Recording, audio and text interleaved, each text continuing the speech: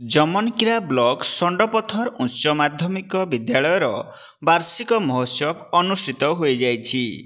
School अध्यक्षा ज्योत्स्नामयी ज्योत्स्ना दास अध्यक्षतार अनुष्ठित यह महोत्सव में मुख्य अतिथि भाव कुचिंडा उपजिलापाल गौरवमय प्रधान जोगदे छात्र छात्री मानंकु जीवन में किभली और कौन कले सफलता मिल पार से नहीं वक्तव्य प्रदान करथिले।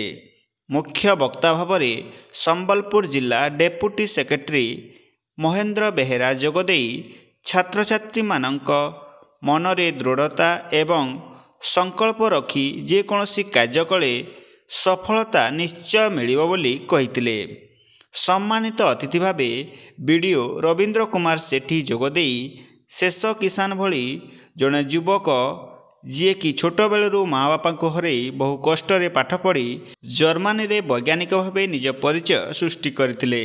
आज से युवक निज चेष्टार निघंच जंगल रे रहुतबा गरीब परिवार पिलामानंकु शिक्षादान करी अन्य पाई प्रेरणार उत्स होई पारिछंती बोली कहिथिले।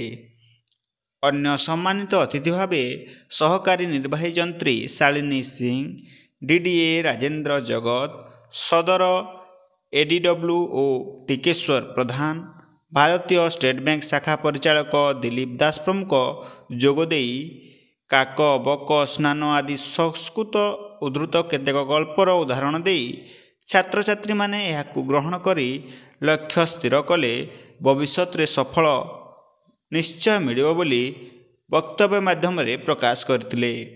परे विभिन्न प्रतियोगिता रे कृतित्व हासिल करिथिबा प्रतियोगी को अतिथि माने मानपत्र सह ट्रॉफी प्रदान करथिले। परे विलंबित रात्रि पर्यंत छात्र छात्री द्वारा रंगारंग कार्यक्रम अनुष्ठित होइथिला। जमनकिरारू हेमंत भैंसांक रिपोर्ट, संधान न्यूज। जदि आपंक आम भिडी भल लगा तेब आम चैनल को लाइक, शेयर और सब्सक्राइब करने को जमा भी भूलु नहीं।